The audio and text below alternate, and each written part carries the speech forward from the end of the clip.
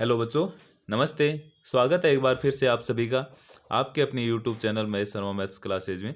बच्चों, जैसा कि आप सबको पता है कि हमने 106 कार्यपत्रक पढ़ लिए हैं अभी तक, और आज हम आकलन 13 है उसको पढ़ने जा रहे हैं।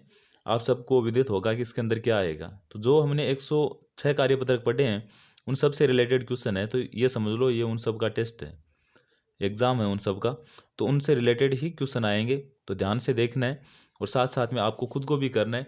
टोटल 8 क्वेश्चन है, तो लास्ट में कमेंट करके आपको बताना है कि भैया आपके कितने सही हो रहे हैं। तो अपने नाम के साथ में कमेंट करके बताना है आपको कितने क्वेश्चन सही हो रहे हैं। तो शुरू करते हैं आज का पहला क्वेश्चन कि 2/3 की तुल्य भिन्न है। अब 2/3 की तुल्य भिन्न कौन सी होगी कि समान संख्या, जैसे 2 को यहाँ देखो 10/15 है, तो 5 से गुणा किया तो कितना आया 10, तो 3 को भी 5 से 15, तो ये तुल्य भिन्न।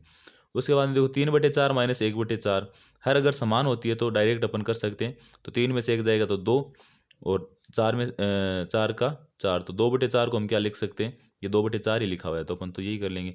बाकी इसको 1/2 भी लिख सकते हैं। अब 1/2 अपने ऑप्शन में नहीं है तो 2/4 लिख दिया। उसके बाद में देखो 3 को 5 से गुणा करेंगे तो आएगा 15, 7 को 4 से करेंगे तो 28, यानी 15/28।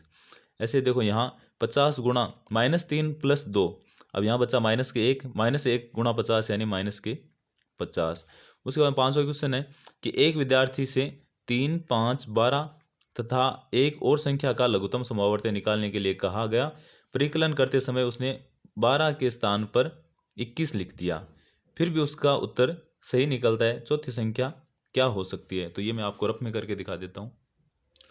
तो अपन इसको रफ में करते हैं। जैसे मैं दिखा दूँ आपको कि जैसे 3 है, 5 है और 12। अब 12 के फैक्टर अपन करें तो कितने आते हैं, 3 गुणा 4। ऐसे 12 की जगह हमने लिखा क्या है 21, और 21 का फैक्टर अपन करें तो 3 गुणा 7। इनके गुणनखंड क्या आ गए, 3 गुणा 7। अब यहाँ भी 3 है, यहाँ भी 3 है, यानी 3 तो कॉमन आ रहा है। बच रहा क्या है, यहाँ 4 और यहाँ क्या है 7, तो 7 चौके क्या हो जाएगा 28। तो चौथी संख्या क्या होगी, 28 होगी। देखो हम यहाँ लिख देंगे चौथी संख्या, चौथी संख्या। तो चौथी संख्या क्या हो जाएगी, 4 गुणा 7 बराबर 28। उसके बाद में छठा क्वेश्चन है कि 4 अंकों की वह सबसे छोटी संख्या ज्ञात कीजिए जो 18, 24 और 32 से पूरी पूरी विभाजित होती है। तो इसका मतलब हमें जो 18, 24 और 32 है इनका एलसीएम निकालना है। यानी सबसे पहले 2 का भाग दें तो यहाँ गया 9 बार, यहाँ 12 बार और यहाँ 16। उसके बाद में फिर से 2 का, तो यहाँ गया नहीं जा रहा, तो 9 का 9, यहाँ 6, यहाँ 8। फिर से 2 का, तो यहाँ 9 के 9, यहाँ 3 और यहाँ 4। अब 3 का दे लें, तो 3 का देंगे तो यहाँ 3 बार और यहाँ 1 बार और यहाँ 4 का 4। अब देखो 2 को 2 से गुणा करेंगे तो क्या आ जाएगा 4, 4 को 2 से करेंगे तो 8, 8 को 3 से करेंगे तो 24, 24 को 3 से करेंगे तो 72, और 72 को 4 से गुणा करेंगे तो 4 दूना 8, 7 चौके 28, यानी 228। लेकिन हमें कितने अंकों की चाहिए, 4 अंकों की सबसे छोटी से छोटी। तो अगर 228 है, 288 है, इसको 2 से गुणा करते हैं तब तो क्या आता है 28 दूना 56। जैसे 8 को 2 से करेंगे तो 16 हासिल की 1, 8 को 2 से करेंगे 16 और 1 17, और 2 को 2 से करें 4 और 1 5, 576। और इसका डबल क्या हो जाएगा, वो 4 अंकों की संख्या हो जाएगी। तो 6 दूना 12, 7 को 2 से करेंगे 14 और 1 ये 15, 2 को 5 से करेंगे 10 और 1 11। तो 4 अंकों की सबसे छोटी संख्या वो क्या हो जाएगी, क्योंकि इनका एलसीएम तो आया अपने पास कितना है 288, तो 288।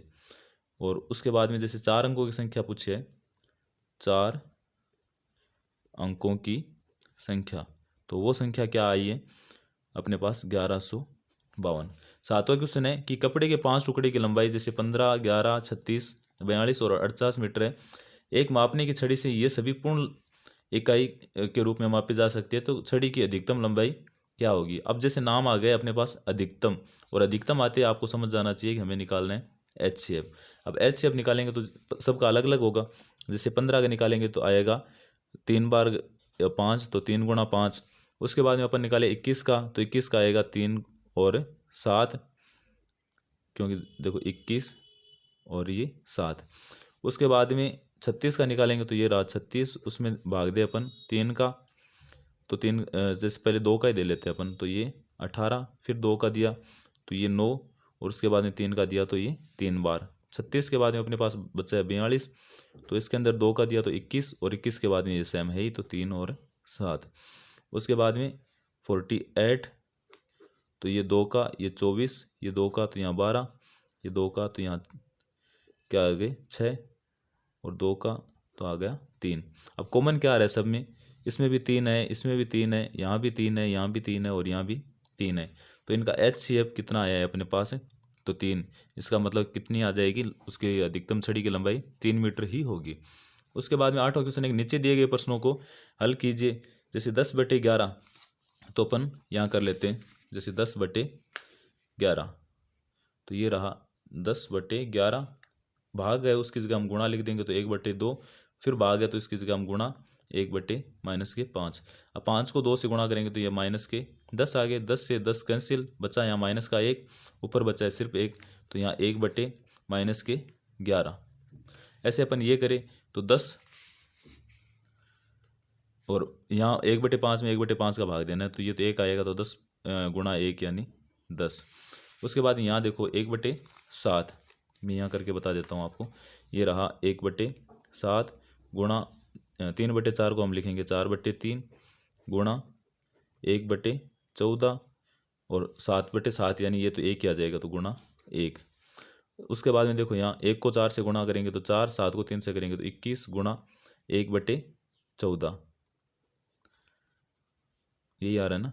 तो 4 को 1 से गुणा करेंगे तो कितना आ जाएगा 4, 14 को 1 से गुणा किया,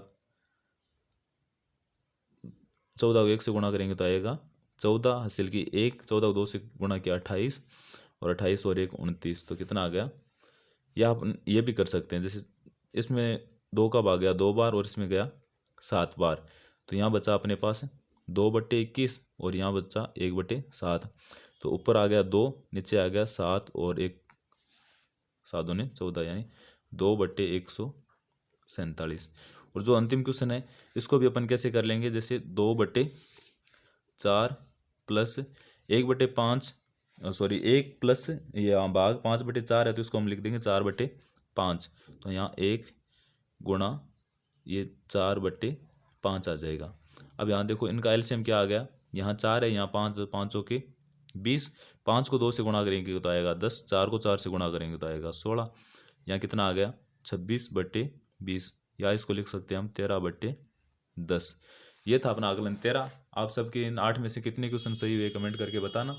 अच्छा लगा तो लाइक करना, चैनल को सब्सक्राइब नहीं किया तो ज़रूर कर लेना, ताकि जो भी अपने नोटिफिकेशन हो अगली क्लास के वो आपको मिल जाए। Thank you.